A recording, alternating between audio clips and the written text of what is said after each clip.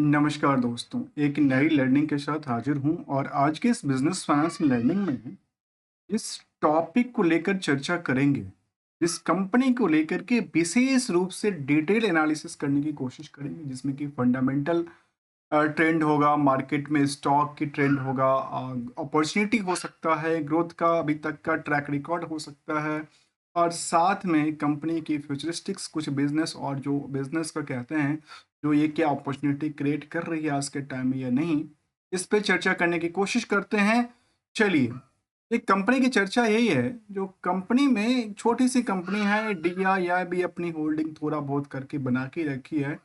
और अभी के सिचुएशन में यदि आप स्टॉक प्राइस को अवलोकन करते हैं टॉप ऑफ द पीरियड से,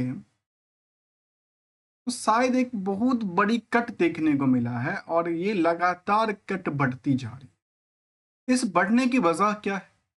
क्या इनका कारोबार स्थिरता की तरफ बढ़ गई है, या क्या कारोबार लगातार गिरावट देखने को मिला कारोबार के अंदर? हर एक पहलू पे चर्चा करने की कोशिश करते हैं। ये कंपनी के बारे में चलते हैं, समझने की कोशिश करते हैं ऐसा क्या हुआ, क्या क्या चीज शामिल करते हैं और किन एस्पेक्टों के लेकर के मार्केट में कामकाज करते हैं। यदि कंपनी की बात करें तो थॉमस स्कॉट इंडिया लिमिटेड इसका नाम है। फिलहाल हम लोग देख रहे हैं कि कुछ दिनों से लगातार इनकी चार्ट में लगातार ही गिरावट रहा है। आखिर यहाँ पे निवेशकों का कसूर क्या है, जो जिन लोगों ने एक हाई लॉन्ग टर्म के लिए लगाया होगा, उस पोजीशंस में आकर के जब स्टॉक की प्राइस पिक पे हुआ होगा। अब चलिए, इसको जानने की हम कोशिश इसलिए कर रहे थे कि कंपनी हमने जब कुछ फार्मूला बेसिस पे निकालने की कोशिश किया कि हमें एक छोटी कंपनी चाहिए जहां पे डीआईआई की होल्डिंग भी हो, एफआई की होल्डिंग ना भी चलेगा, लेकिन आम निवेशकों का इंटरेस्ट बना हुआ होना चाहिए।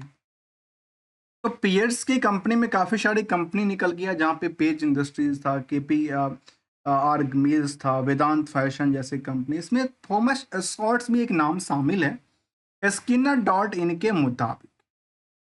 मुताबिक, यदि हमने कुछ फॉर्मूला पे इसको कैलकुलेट करने की कोशिश किया, तो समझ में एक बात आई। जो कंपनी अपनी बिजनेस में ओवरऑल, यदि आप इनकी वायु वाई ग्रोथ को देखते हैं, तो सेल्स में 100% से ज़्यादा, तो प्रॉफिट में 25%। वहीं पे क्वार्टर ऑन क्वार्टर में सेल्स में 11% से ज़्यादा, तो प्रॉफिट के अंदर करीब करीब करीब 6% के अप ट्रेंड जाहिर कर।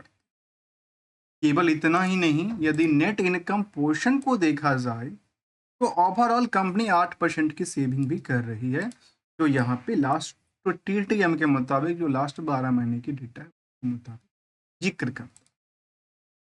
केवल इतना ही नहीं, या कुछ और भी आंकड़ा है, उसको भी समझने की कोशिश करते हैं। तो आखिर इसमें निवेशकों का इंटरेस्ट कितना जुड़ा हुआ है, और साथ में जो लेटेस्ट अपडेट होगा कंपनी को लेकर, वो क्या आंकड़ा देती है, और बाद में हम लोग कंक्लूजन पे आएंगे विदाउट कोई ट्रेडिंग एडवाइजरी और रिकमेंडेशन को लेकर।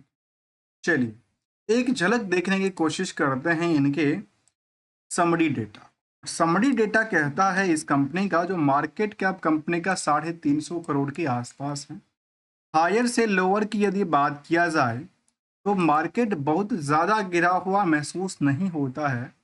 करीब करीब कह सकते हैं कि अभी 500 वाली स्टॉक केवल केवल 60% पे मिल रहा है।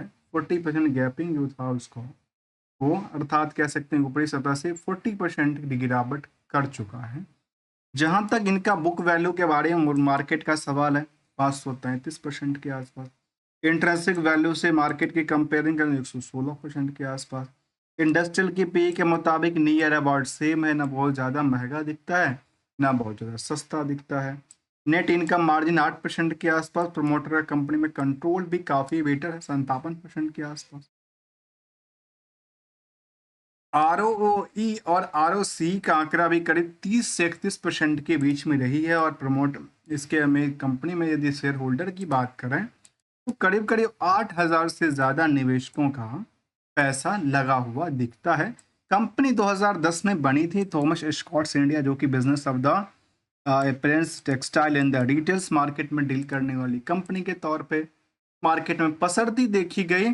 और यदि हम ईयर ऑन ईयर बेसिस की ग्रोथ की बात करें तो कंपनी टीटीएम के मुताबिक 138 करोड़ की टर्नओवर क्रिएट कर चुकी है। तो कंपनी ने इसमें से 11 करोड़ की प्रॉफिट बचा भी लिया।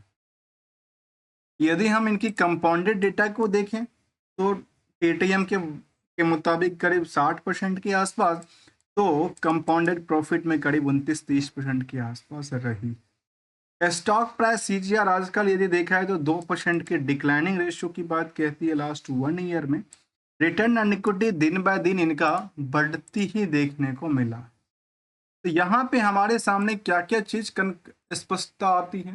जो कंपनी अपनी sales year and year basis पे बेटर कर रही है, प्रॉफिटेबिलिटी स्टेबिलिटी के साथ मार्केट में कामकाज करती देखी गई। यदि हम रिटर्न ऑन इक्विटी भी देखें तो बेटर है और स्टॉक प्राइस में एक भारी कट देखने को मिला।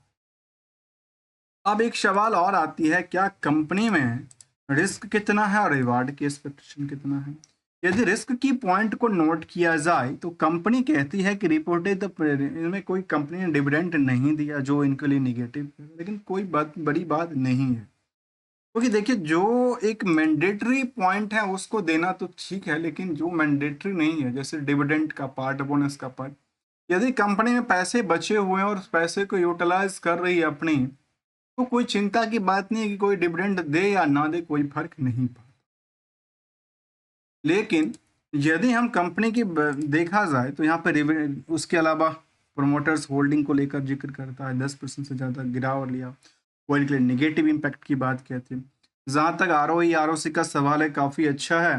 प्रमोटर्स होल्डिंग के अलावा जो डीआई की होल्डिंग है उसमें बड़े निवेशक का नाम तो शामिल नहीं करता। कुछ ऐसे नाम हैं जो क्या बड़े निवेशक के तौर पे हैं, तो नहीं, इनका बहुत ज़्यादा होल्डिंग तो है नहीं।